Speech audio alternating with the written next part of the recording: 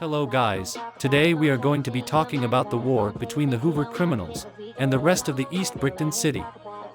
The active Hoover criminal sets in East Brickton are the 5 Deuce Hoover Gangster Crips, the 5-9 Hoover criminals, and the 9 Deuce Hoover criminals. Most of the other Hoover sets would go inactive in East Brickton over the years, such as the 4 Trey Hoovers, 6 Trey Hoovers, 7 4 Hoovers, 8 Trey Hoovers, 9 0 Hoovers, 9 4 Hoovers, 107 Hoovers, 112 Hoovers, and a group of others that were failed attempts at spreading the Hoover influence throughout the world. With all 3 active Hoover sets as of right now being sanctioned by the original Hoovers in Los Angeles, they were ran with more structure and knowledge about how the sets were ran, already having a difference with your average New York City street gang.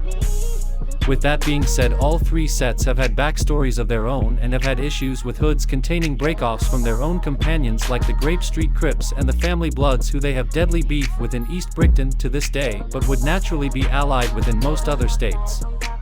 The start of the numerous beefs of the Hoovers could have endless possibilities and reasons as of why, but their main rivals would be sets of Latino race, forcing the Hoovers to beef with them and everyone they were cliqued up with. On top of this, it forced the 5 Deuce and 5-9 Hoovers to pick up the NBA moniker, which isn't as used but is still claimed by the 2-9 district to this day. After just a short time span, the Hoovers would slowly start to beef with everyone around them, forcing them to repeatedly attack everyone in the vicinity to show that they wouldn't let themselves take the continuous onslaught.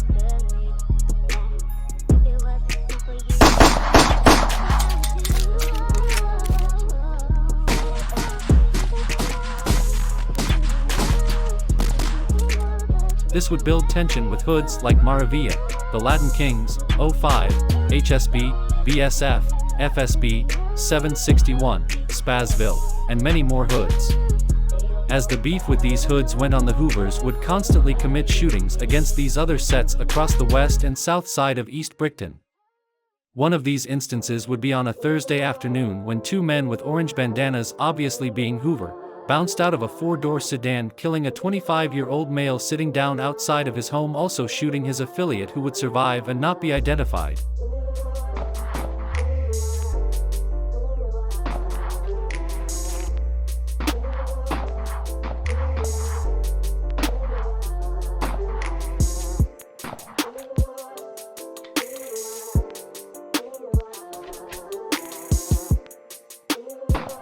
After further investigation, it would be deemed gang violence against a small clique of Hispanics located inside of the projects. Earlier there was a shooting at a party involving the same deceased 25-year-old Hispanic male and another unidentified male. This case would still be ongoing as of right now. Another shooting would take place around 12 p.m. involving a crowd of around 6 males who would all be arguing when one pulled out a machete attempting to swing it at another male in the crowd, when 2 suspects would pull out handguns shooting the male dead. One suspect would be identified as G-Boy from the 5-9 Hoovers, and the other would be identified as Hardhead, being from the 5-9 Hoovers as well. The deceased male was from a BD set known as 761. G-Boy would only be charged with possession of an illegal weapon, and at the time of the case being investigated, Hardhead would uncowardly be on the run.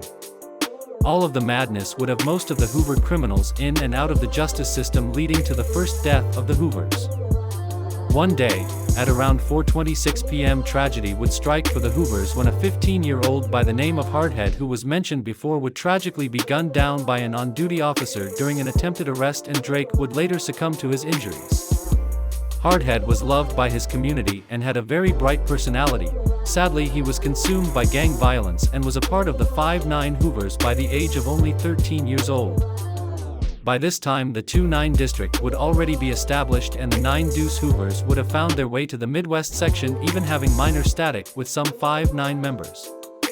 Due to the sets having different history, they all ended up inheriting each other's beef, ensuring that all of the city would have hatred for their section of the town, on top of the fact that all 3 Hoover sets would maintain beef with all neighborhood Crips, all Brim sets, and most of the Damu sets popular in New York.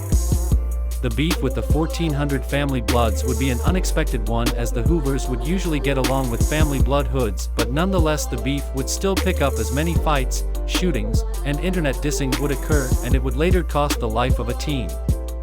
After the many altercations, a 1400 member by the name of Mar would decide to post up in Goodyear territory and post the fact on Facebook, making it known to everyone that he was in the Hoover territory. Shortly after, Mar would be gunned down by an unknown assailant just seconds after the post went up.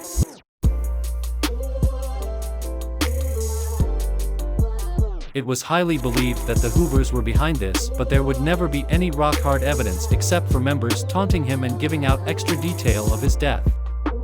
After the death of Mar, the East Brickton Police Department would start to crack down on the Hoovers, as they did before getting information on how the Hoover criminals would aid in selling guns to fellow associates with money to fuel the war against the entire city with the help of unknown sources, resulting in many members once again having a series of arrests, but none too serious.